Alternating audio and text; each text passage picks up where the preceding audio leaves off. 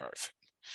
Okay, Mario, I'm going to introduce you in Spanish, and after that, we're going to start the interview. It's okay? Bueno, buenas tardes ahí a todas y todos que están del otro lado. Vamos a empezar con la introducción de esta primera AKD Talk. Como les decía, siéntanse libres de prender sus cámaras, no tengan ningún problema. Vamos a empezar con este formato, que es un formato nuevo para los socios y socias de la AKD, donde lo que buscamos es hablar con un experto de la kinesiología a nivel mundial, poder aprovechar un poco su experiencia, su conocimiento, y en una charla normal, una charla relajada, podamos tener todos una buena experiencia académica, ¿sí? Yo no me presenté, mi nombre es Pablo Policastro, soy miembro de la Asociación Argentina, la Asociación de Kinesiología del Deporte Argentina.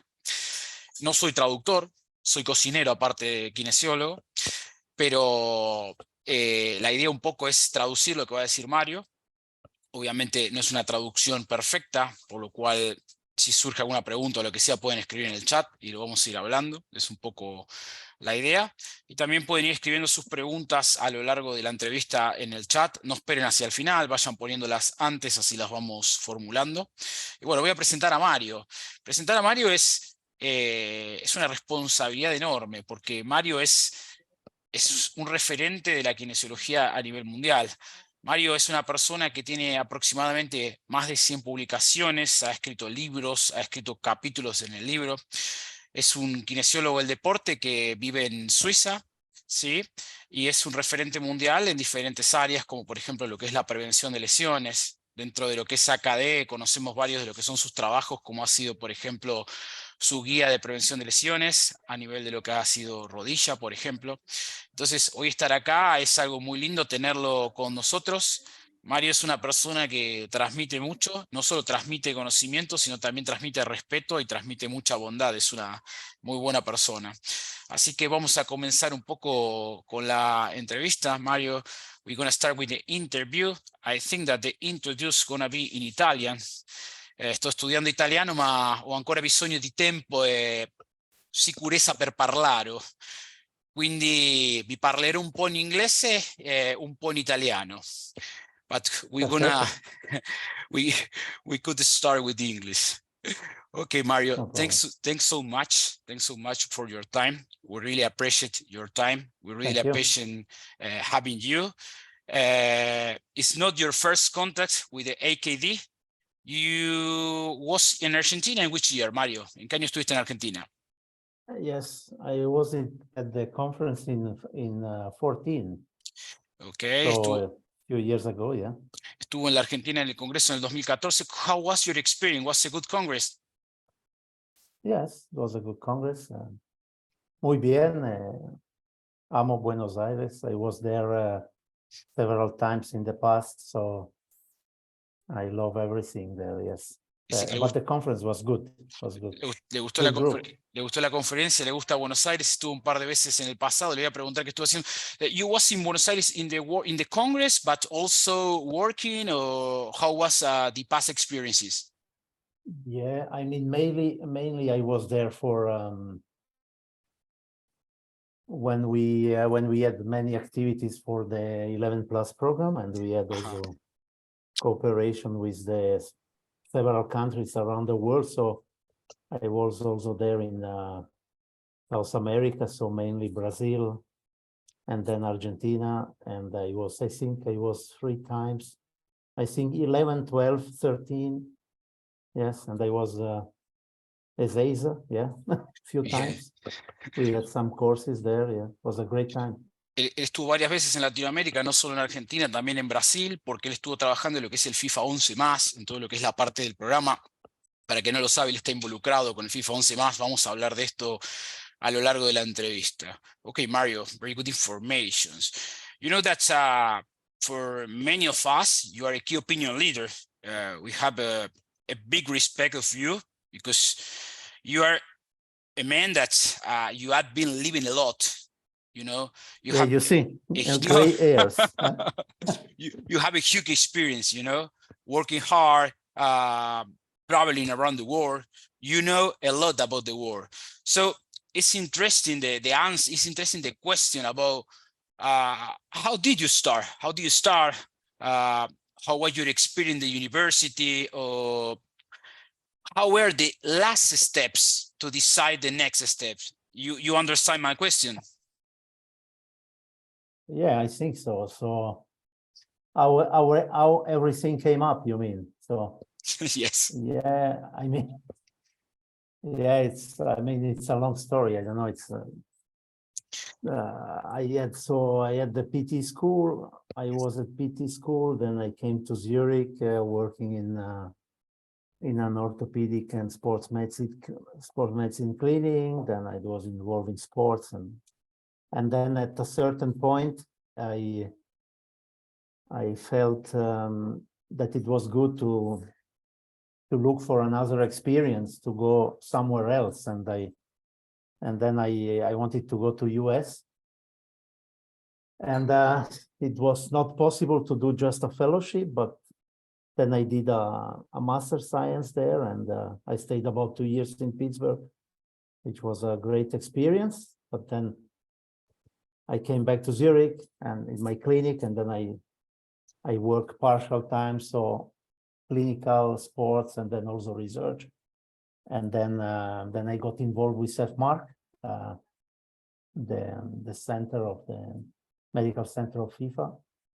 And then I continue on this. Then I had some a distance PhD with Oslo on this project. So everything came a little bit, by Okay. doing. And but I think it's important to try to have different experiences. So international experience, I think it's very important to progress and to be a little bit open-minded. Yeah. Okay. Give me 1 minute to translate. Él It nos was too dice long. que, no worries, was perfect. Él nos dice que tuvo una larga historia, que bueno, por eso nos mostró un poco el pelo, como que tiene canas por eso. Una historia donde comienza que él fue a recibirse a lo que era la facultad, se graduó ahí, hizo un máster que se fue a la Universidad de Pittsburgh en Estados Unidos. Él quería hacer un fellowship, pero empezó con un máster ahí. Volvió para Suiza, donde trabaja en lo que es la parte básicamente como clínico, pero también haciendo algo de investigación. Y también fue avanzando con el tiempo hasta que pudo hacer su PhD, que el PhD lo hizo en Noruega, en lo que es el Oslo Trauma Research Center. Entonces, ha llegado hasta ahí y ha estado involucrado a lo largo del mundo también con lo que es el programa FIFA más 11. ¿Sí? Just 1 second for the next question. Okay. Mario, currently, vamos a preguntar cómo es su rutina de trabajo. Currently, how is your work routine? How is your work now? Your work mix between clinician and research, but how is your routine? Just a normal day. But normal day is so now in the last couple of years, I am a bit more in the research department. So we have a research department in the Schultes Clinic, and more on lower extremity. And then sometimes I have pro athletes that maybe because I know them from before, or some agents, they would like that I have a look or work with them a little bit. So it's a bit difficult to say. So it's no one day like the other. So yeah. I think that it was a difficult question. I know that, Dice que depende porque va cambiando. Algunos días está más involucrado en lo que es la parte de trabajo, otros días está más involucrado en lo que es la parte de investigación. You have been working now with a lot of researchers now? Yes, I mean, I was always involved in research. Then I had sometimes it was a bit less. As an example, the last years with FMARC, we had a lot of dissemination and cooperations.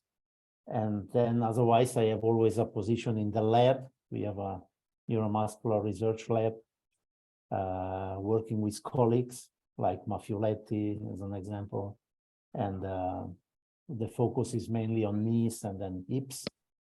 can be before, after surgery, or just conservative treatment. That's a lot of studies ongoing, FIS as an examples. Bien, dice que sí, que va a estar trabajando con diferentes investigaciones, que obviamente con el tiempo va cambiando. Hay periodos que tiene más, otros periodos que tienes menos. Yo no lo dije, pero él tiene su foco en lo que son miembros inferiores, principalmente en lo que es rodilla, con situaciones en posoperatorios y también con tratamientos ahí conservadores. Bien, vuelvo a repetir que si alguien quiere ir preguntando algo, puede ir escribiendo en el chat, ¿sí? Okay, Mario, you mainly work with knee patients, lower limb patients, but you have also research in other populations, you know, like for example, shoulder. I remember the shoulder consensus that it was in Bern.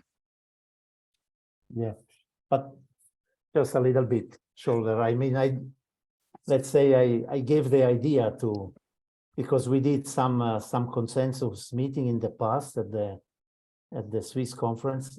We did the return to play or return to sports. We did one very big on the hip. And then, yes, it was an idea that came up to do one with the shoulder in cooperation with JSPT and Claire. And really, athletes, my experience is more in ice hockey with shoulder injuries. So otherwise, it's not really the number one Okay. specialization. Other colleagues are better. Dice que con hombro un poquito nomás, que él en realidad tuvo que ver más que nada con la idea de hacer un consenso del hombro y bueno, con la conexión de que previamente se había hecho el consenso de retorno al deporte ahí en Berna y bueno, él fue que habló con Clara Ardem, que es la editora de Jobs y fue la primera autor de ese consenso. Okay, Mario, linking with the Bern consensus because I think that is one of the most important documents archives in the sports rehabilitation, you know. I think that, yes, many of us, or maybe I want to know how was the history of the consensus Bern, because it was so important for us, for all the sport community. At the beginning of that was in 2016 in Bern, but did you prepare for make it for how was short or was very fast the situation? So you mean the return to sport? Yeah, return to sport. Yeah, so return to sport, I mean, this was, let's say the cooperation was more with Karim Khan. It was at that time the editor of BGSM. And then we spoke about it. And so then the first, let's say, it was a little bit one of the first experiences with consensus. So it's not really, maybe today we will do different. So, but the goal was at the beginning to look for potential speakers, people that have done some publication in this area and others. So not only PTs, but some MDs and also some epidemiologists and so forth. And then they were invited to do individual preparation on certain topics. Then during the 2 days conference, they did some presentations, and then we stayed one more day in Bern, where there were working groups, and then Claire Arden at that time coordinated the different areas, and then the work continued. So it was maybe overall it's a bit a 2 year period where you have to work on these topics. So the next consensus, I can tell you maybe something later. They were a bit more complex. Ok, perfecto. Bien, él lo que cuenta es que un poco la idea viene de Karim Khan, que es el editor en jefe de British Journal. Mario trabaja también en British Journal, es uno de los editores. Y surge un poco la idea de invitar a diferentes referentes de cada área para que hagan exposiciones durante lo que fue esa conferencia, ¿sí? Una persona que era Clara Ardem fue un poco la que coordinó a todas esas personas en diferentes áreas y que bueno, que luego continuaron trabajando aproximadamente con lo que fue 2 años. Esto es interesante para pensar el tiempo que lleva a armar un consenso, si uno muchas veces no lo sabe, pero es un trabajo arduo y agotador. Mario, and did you think in 2016 the possible impact of this consensus? No, I mean, it's not something that you think about what about the impact, but let's say for sure we were thinking that it was an important topic, and still today, and it was there was intention to have, let's say, some guidelines, because it's to have some foundation. Then, of course, since then, many things have evolved, but I think the foundation, this several concepts within the publication are still valid and helpful today. Yeah. Sí, dices que le pregunté básicamente si ellos pensaban que ese archivo podría tener tanto impacto como me tuvo, y es un documento madre, ¿no? Y dice que no, que es algo que en ese momento no lo tenía pensado, era algo que cuando lo estás escribiendo no sabes lo que puede pesar, pero bueno, que obviamente sabe a dónde llegaron con respecto a eso. Okay, Mario, let's talk a little bit about FIFA 11 Plus. Maybe can I say something a little bit more to the consensus? So this was, as I said, was one of the first. So then things has evolved a lot. Maybe you have followed. There has been also some science behind how you do an optimal consensus. So it's always a bit biased, but there are ways to do it in a certain way. So as an example, for the hip and also for the shoulder, the people that were invited, they had to perform systematic reviews in certain areas, and to come with the material for the meetings. And for different topics also, we had a Delphi process to reach consensus, to reach agreement. So they were a bit more complex, and probably also a little bit more, let's say, scientifically sound. Lo que está diciendo es que no es que es tan simple como parece, más allá de que uno expone muchas veces a diferentes referentes en cada área. Lo que trata de hacer es, para disminuir muchas veces los sesgos, utilizan diferentes procedimientos de acuerdo, ¿sí? Diferentes rondas, parte de lo que es, por ejemplo, algo que se llama un consenso Delphi, ¿no?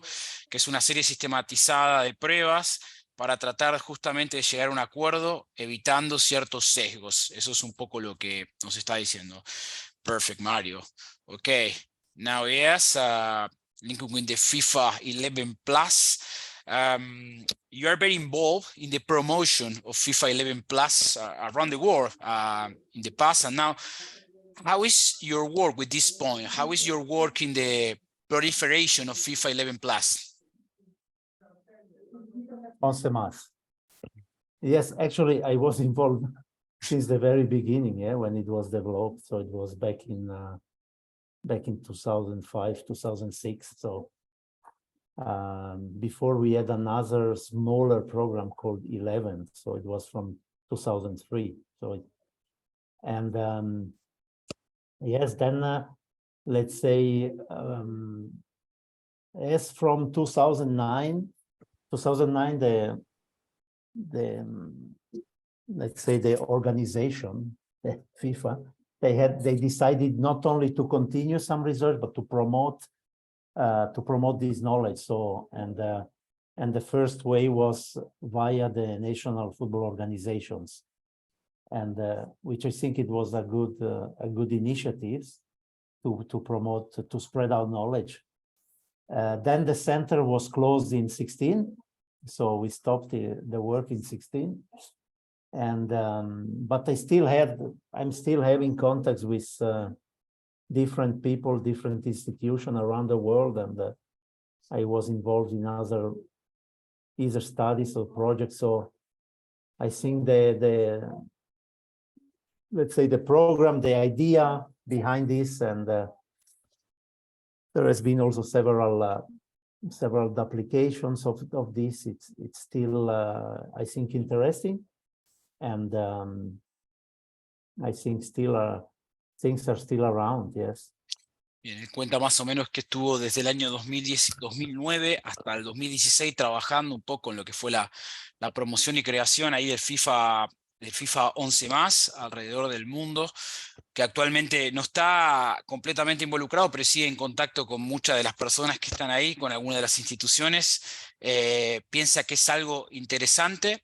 Y ahora vamos a hacerle algunas preguntas que están surgiendo, por ejemplo, ahí en el chat.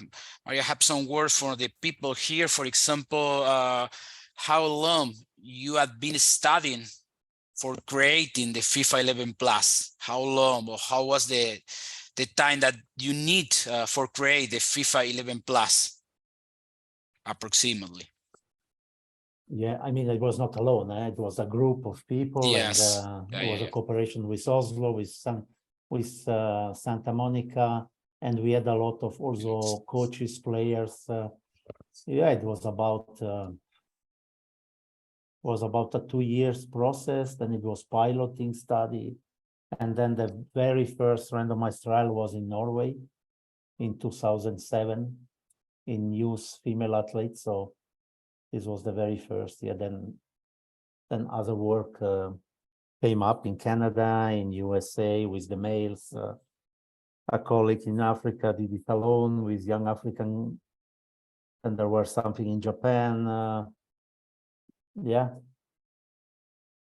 Ok, lo que nos dice es que es un proceso largo, que no estuvo involucrado él solo, fue parte de la creación de lo que fue en Santa Mónica, en los Estados Unidos, también estuvo involucrado en el Instituto Oslo de Noruega, y después empezaron a hacer lo que fue la creación de aproximadamente 2 años. Luego tuvieron que hacer los pilotos e ir probando en diferentes regiones que fue nombrando. Okay, here is a clinical question, for example, talking about FIFA 11 Plus. How many times per week? How long do you think that is the ideal time to apply it in, for example, a soccer team, a male and female soccer team? Mm-hmm.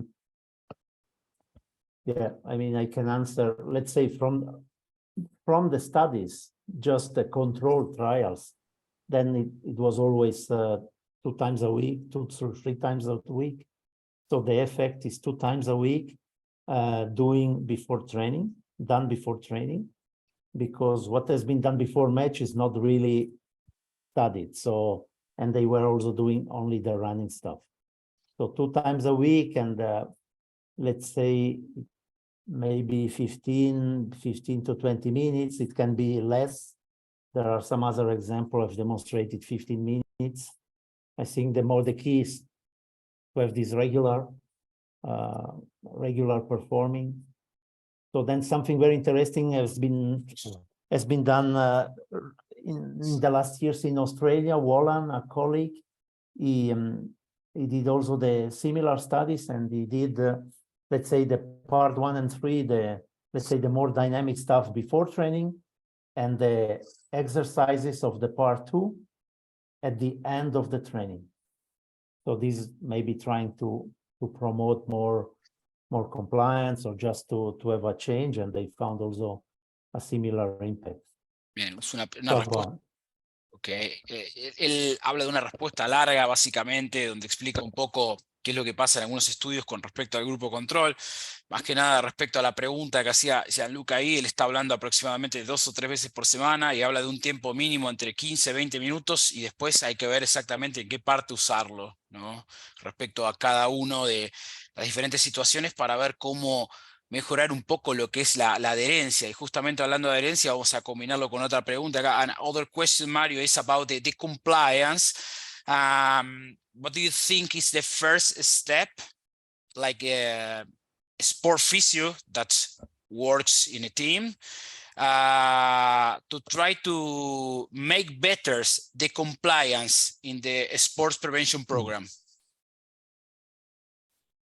Yeah, it's a good question, and also a difficult question. So let's say we know from the studies and from the work that, let's say, one of the best settings to implement these programs are amateur lower league clubs, where and then you need, if you are a sports physio there, then it's very important to try to work together with the other people on the team. Maybe it's only the coach, maybe it's the coach and the conditioning coach, but trying to be on the same level, maybe trying to integrate these exercises with maybe something that is already there.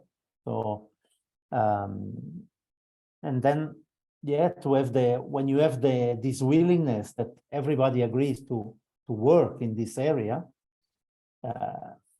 then the compliance and also the adherence to the different exercises is much better from the start. Then, I mean, you also need to do some variation if you work on a regular basis, but one of the advantages of this concept is that you have the players there, and they quasi need to do it.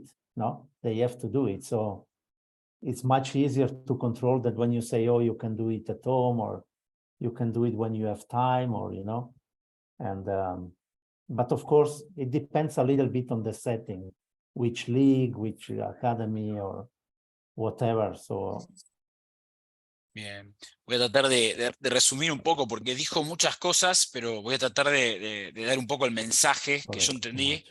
No, was perfect, Mario. Yo creo que lo que más que habla él es que es un poco de trabajar en conjunto siempre, tratando de ver cómo es el equipo para trabajar en conjunto y tratando de adecuarse un poco al contexto, ¿no? En qué estás pensando, en qué tipo de deporte estás pensando, en qué tipo de... Él habló, por ejemplo, de tipos de ligas para ver justamente cómo poder adecuar eso, que es muy difícil por ahí dar un mensaje generalístico, pero hay que ver qué es lo que tenemos enfrente para poder justamente ver cómo aplicamos ese programa de prevención. I really agree, Mario. I really agree. Okay, let's continue. I think that's one of the best sport physio documents, sport physio research, and I think that most clinicians in the world love that. Is the GOSPT guidelines, and you are involved in the GOSPT guidelines. It was the first, I think that it was in 2018, and the update was this year or last year, I don't remember. This year, no, last year. It was finished at the end of last year and published in 1st of January, I think, I know that it's a huge work. It's a huge work. Many researchers involved, working together with a goal. But I would like to ask you some message or some points that you want to say about what's the most important of this kind of guidelines, or what's the most important of the result of these guidelines, because I think that it could help a lot of clinicians. One of the best research, without doubt. Oof. Difficult question. Yeah. No. I think it's, let's say, first of all, I think it's a very good summary, what is known until today. And let's say the message is, if you can apply within the context, we also taking into consideration many limitations or many other things, but it's possible to work with some programs, with some exercises, and let's say with some minimal time investment, you can really help the health of your athletes. And I think this is the main message. Then, I mean, you know as well that, let's say, in all this control setting, the number is about 50% reduction. Even in young women, it's even higher in certain sports. But yes, the message is you need to apply it. So, and yes, we can continue research, but if all our colleagues and many other people, of course, no, coaches and so forth, they would apply only a little bit of this, then a lot of a big work is already done, you know. So. Bien, ahí le preguntamos básicamente de la guía Jobs de prevención de lesiones de rodillas, que bueno, es un documento que está traducido al español, la edición pasada, que es, en mi opinión, es uno de los documentos más importantes para un clínico, ¿no? Porque realmente te está dando indicaciones de qué hacer, qué no hacer. Y hablando exclusivamente de prevención de lesiones de rodilla, los resultados que arroja esa guía son muy impactantes. Entonces, Mario un poco cree que el mensaje más importante de esa guía es que, obviamente, en el mundo de la prevención, que tenés que adecuarte al contexto y tenés que adecuarte a diferentes situaciones, con cosas que vos podés hacer, que muchas veces esas cosas no son tan complejas, vos podés ayudar a tu atleta, ¿sí? Inclusive en atletas que tienen un riesgo alto, lo podés ayudar. Entonces, en ese caso es importante aplicar diferentes estrategias preventivas para tratar de disminuir el riesgo de una lesión de rodilla. Ese es un poco el mensaje que quiere dar Mario con respecto a esa situación.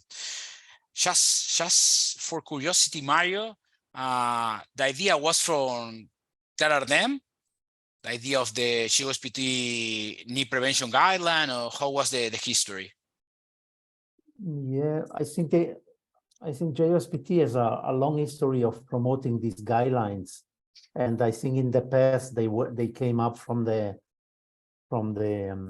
American PT Association, APTA, and they have a long history. Then and they cover, probably you have seen, there are many topics, you know, have been already published also years ago. So, and this, I think, of course, the Eclair was interested in this, and then there was a big push from the Delaware group with Lynn, Miss Lynn Meckler, then Amy and Ollie Silvers, and David Loggers.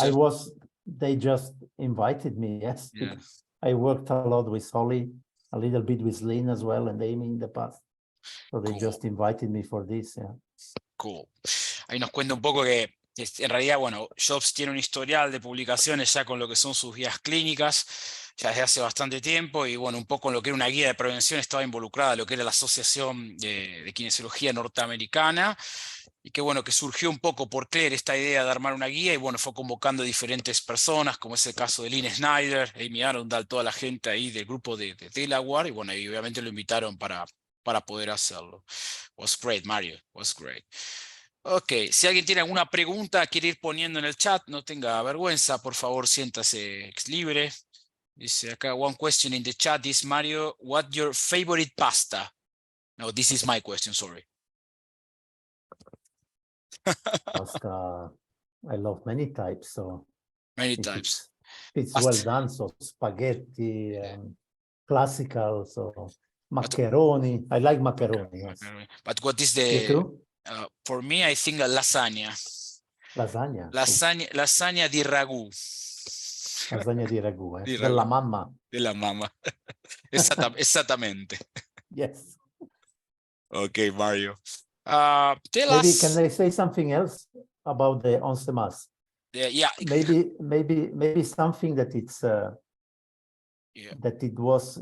I mean, it was not so distributed because it was the very last project of FMARC, but there is a 11 Mas por niños, 11 plus kids, which I think is even more important than the 11 plus, the original, and it's very. It's also a very good foundation. There is really also not so much on children, which I think it makes it even more important, and the impact can be as good at the original one in children, which have also a bit different types of injuries. So I think this 11 Mas niños is take a look. It's very important. Está hablando del lo que sería el FIFA 11 más para niños, que él cree que hasta puede ser más importante que hablando de FIFA 11 adultos, sobre todo por la importancia que puede tener de prevenir un evento, ¿no? Y en esa edad, y cuál podría ser obviamente el curso de esa persona a lo largo del tiempo. O sea que nos recomienda pegarle un vistazo a lo que vendría a ser ese FIFA 11 más niños. So, really interesting, Mario. Very good. Here we have a question that I think that is talking about research or talking about implementation.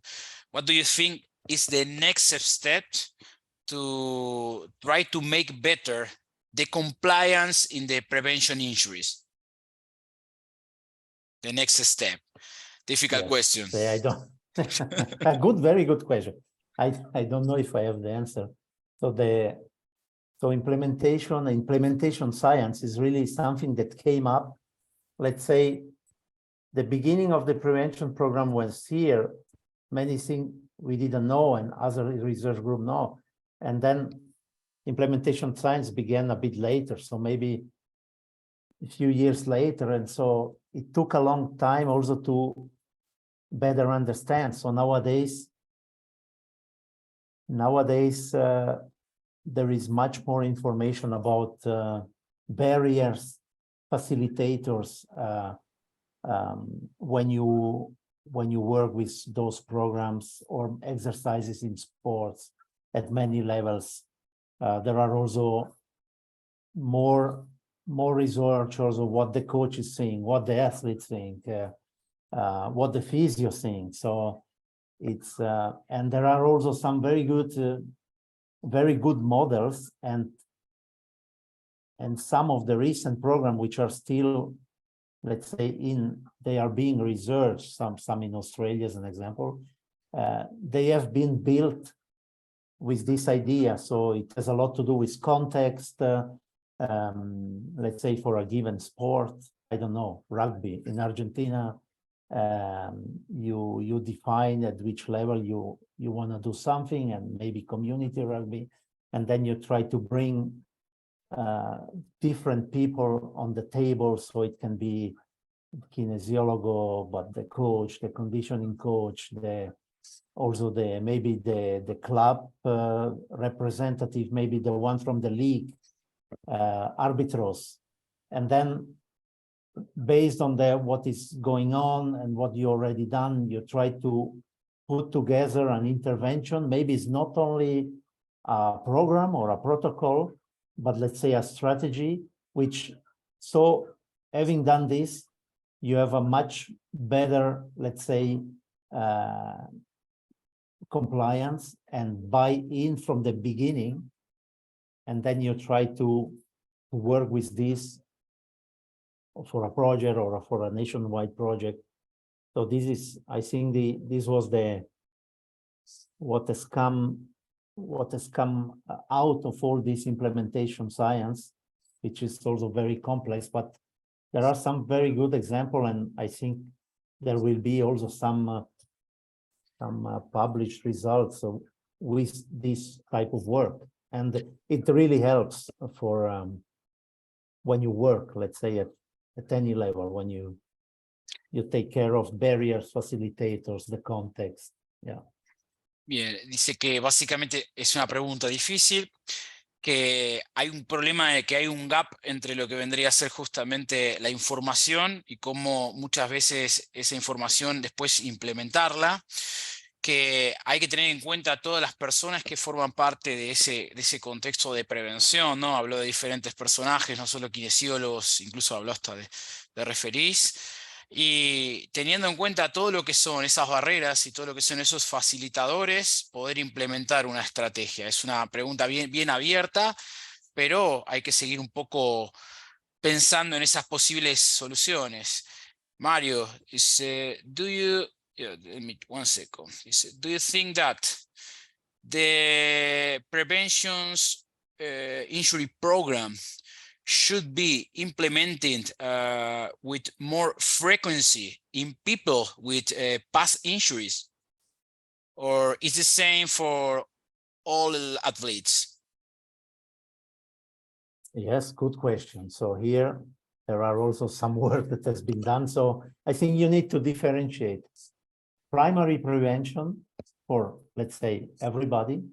So then you can work with a program, with a package, and it has an effect. When you deal with people that has already been injured or so, then they can even respond even much better to an injury prevention strategy, can be integrated in rehab or integrated in the routine training they do. It needs more kind of a more specific work. So these preventive programs are kind of basic, generic. When you work with people that has already been injured, then there is a need to do something more. If you work with kids, it's different. When you work with young women athletes already had 1-2 knee injuries, also a bit different. Then the question is also, do you have then the time to do it? No? So, but if you have the time, or if your team has the time, then there should be kind of an adapted work.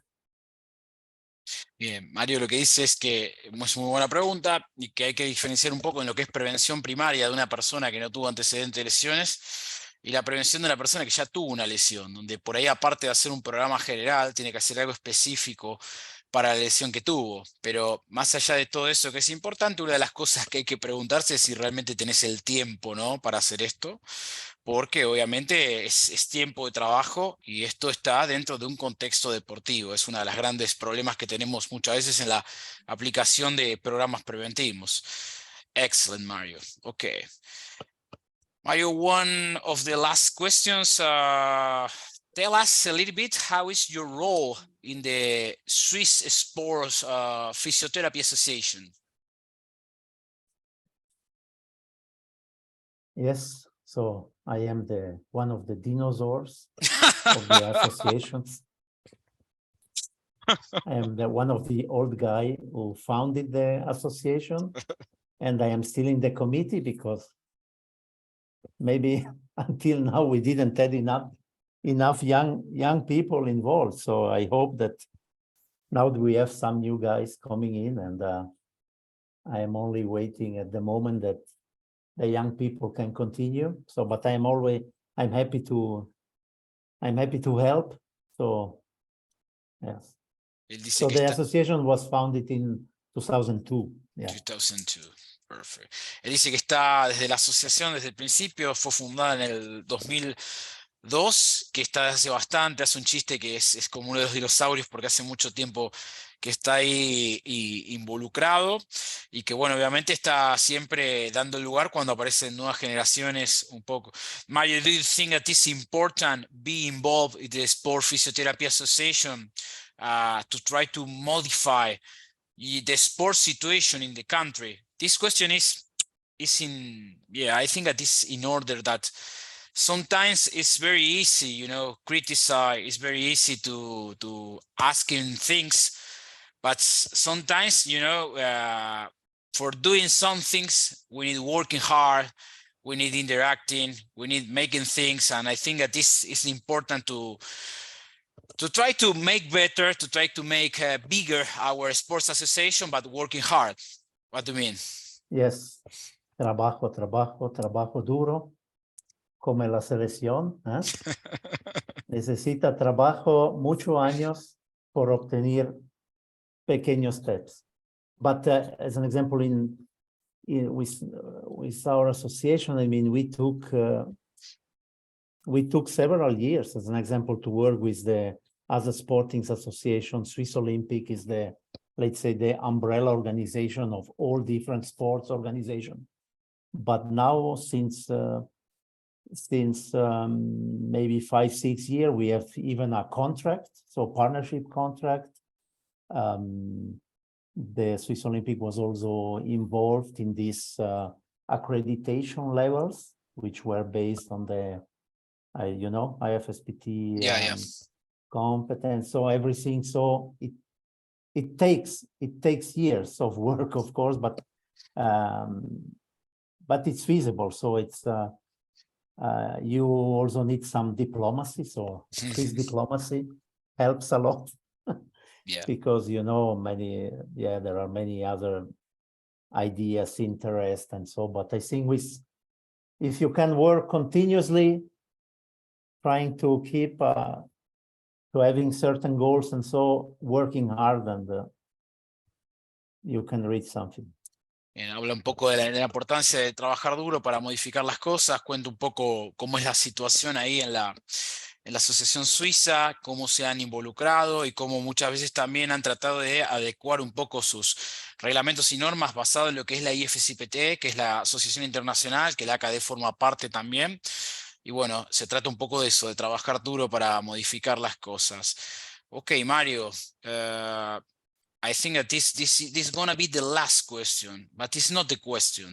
It's ask you a message for the sports community about your thoughts, about what you think. But yes, I have other question, and the question is, if you have to start again a career, a physio career, what do you say to Mario, but not the current Mario, the Mario 25 years ago, 30 years ago, I don't know exactly the number. What is your message for Mario? For Mario and Maria. Yeah, I mean, I will do similar, but maybe I think I will look for different experiences even earlier.